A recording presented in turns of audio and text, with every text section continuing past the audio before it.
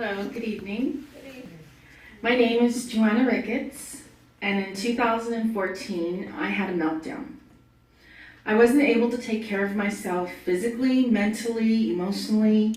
I was moved into my mom's, who helped take care of me. I was diagnosed with clinical depression and high anxiety. I lived almost 2 years fearful to come out of the apartment. I wouldn't go anywhere without my mother. So she had to come everywhere with me, which meant doctors and psychologists and ERs and all those medical appointments, learning all about mental health. I'm forever thankful to her. But there was one day, she thought I would have been okay, and she left and she went out for a little bit. And that was the day I decided to end my life. And that was a tough day. So I called the mobile crisis line, and I got an answering machine. Someone was going to call me back within 30 minutes. And I sat there, and I said, oh my gosh, I cannot do this to my mother. My mother who has been bending over backwards. So this is why I'm still here. Because I could not do that to my mother. So I continued on with my life, and it just happened to be one day I had an appointment with income assistance, and when I'm leaving to go home, because I'm going in a hurry, my mom wasn't able to come. I was walking down the other side of Godigan, but it was closed. And I had to cross the street to go to the other side. And for various reasons, I'm very uncomfortable on that street, so I was walking really fast. Had my head down, and all of a sudden I look up. Because I did the group therapy, I was seeing psychologists, psychiatrists. I just felt I needed more therapy. Didn't know where to go get more therapy, but I needed more therapy. So this sign said Canadian Mental Health. So I said, golly gee, I'm going in there. So I went in there and I say that I met this lady. Her name is Marg Murray, and I say she helped save me. She was the one who helped bring me to where I am today. Granted, combined with the meds, the therapy, my family, but I give her 50%.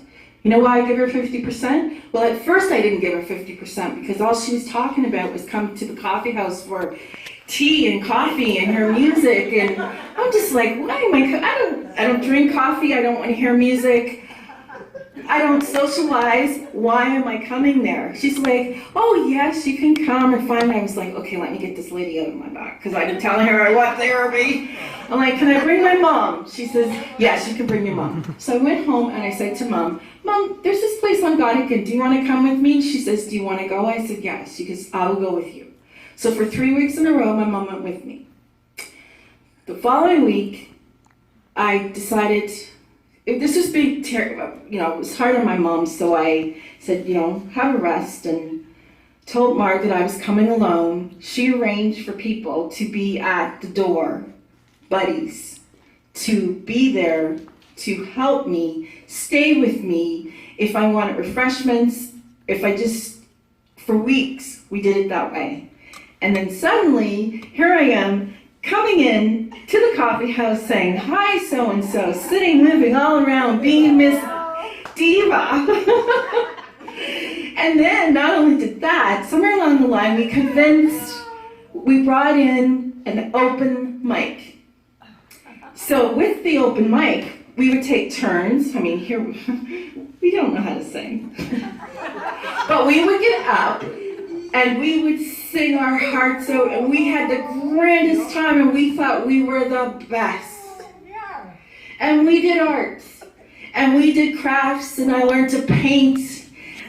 I came from a privileged and a very professional life. I never painted in my life. I didn't have time. I had, besides work, friends, dinner, traveling, who had time to paint? But, it was a wonderful experience because most times at the beginning of doing these activities, I always cried. because there were so many emotions, but I felt that I was in a safe, welcoming place. And no one judged me because I had a mental illness. And it was so great because my family were skeptical about me going down to Goddigan Street. And why am I going down to Goddigan Street? And telling my mom to tell me to stop going there because it's not a very good neighborhood. But that's just how they feel. I didn't feel that way. I was safe, I was fine. I would go there anytime, you know? So then one day came after about a year or so, and I said to Mark, I feel like I need more. I'm enjoying the painting, I'm enjoying coming socializing, the dancing, the open mics, the singing, you know? I really am, but I just need more. She's like, okay. How about if you start going to a few conferences and meetings? And I ended up doing all that. To make a long story short, I must be on, I think it's 14 other different committees. And I travel. But, so thank you, Mark. But I had experiences with social services. The first one, let's see here. At that time you had bus tickets and you had a transfer that only lasted for an hour and a half. And I was getting on the bus and trying to go to appointments, trying to go to the club, trying to do my groceries, trying to just, you know, with this one transfer, because $40 worth of transfers a month or tickets doesn't take you far. So one day I was at the club and Mark's like, oh, MP Andy Fillmore is having an open house. She was busy. And she's like, Juanna, would you like to go with Bob? He was the other coordinator and another member. And I was like, sure. And I'm thinking, what am I going to say? I don't know what to say. So I went into his office, down to the open house, and he was talking about, and I'm not trying to be disrespectful, but he was talking about women with children and how proud he is, how the system's going to change and how much money they're going to get. And I'm standing there and I'm like, I'm a single person. I need some money. How can you just talk about just moms? Like, that's not fair. So anyway, I put up my hand and I started talking. He's like, I think you should go on the other room with my assistant. We were in there for 45 minutes with his assistant. And I complained about the bus pass. Why I can't get a bus pass? I have appointments. How can I just rush through, do all these things? But a week later, I already had a scheduled appointment with my worker. When I went into my worker, she's like, oh, what can we do? What can I do for you, Juanna? And she's checking off the list. She goes, now meanwhile, she would never give me a bus pass. She says, oh, I see you don't have a bus pass. I can give you a bus pass. I wanted to fall off the chair. I'm looking around. She's like, I can even give you a new bed. I can give you a purchase order for a new bed. And I'm sitting there going, oh my. So, a few months later, I became very, very, very sick. And I had to have an emergency hysterectomy. So I didn't have money for the hospital items. So the hospital gave me a pamphlet. I called the worker. I faxed it over.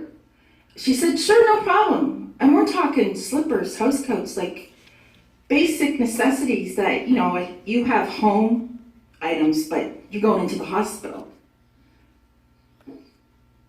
Worker calls me back and says, oh, we can't help you. You have to use your basic income or whatever, the money, the title that they give. But I didn't have any money.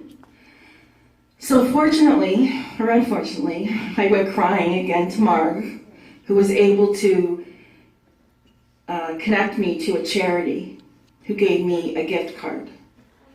And when the hospital found this out, they were just so upset because they thought for sure that income assistance helped me. I had to have an emergency hysterectomy. It wasn't like it had been planned, I could saved up for. I was 2 points away from having to have a blood transfusion. So they weren't that helpful. So during all this time, I was only getting $223 a month towards rent. And it just wasn't enough. And I talked to the worker, I've talked to them. So they told me that I could get more if I found my own place. So I went out and I found a place. It was in a very low income area. No, it was not a good area. So then my family spoke to me, so I wrote this letter to the worker, but she was on vacation. She didn't get it. It wasn't, someone filled in for her, and they called me, and they said, you know, if you go on the lease at your mom's, we'll give you money for half the rent, and we'll send in a copy of your power bill, and we'll pay a portion of the power bill. I got all the paperwork done, and from that day, it took away a lot of the financial stress that I've had, and even the financial stress, like my family and friends who supported me because I had no money. So, income assistance has a long way to go. And I feel that all of us have to share our stories and tell them and let them know. These changes are not acceptable. We cannot live this way. We just cannot. So I'm going to end with when I'm normally speaking, and I always end with my little motto there, which is that it's okay not to be okay. Thank you.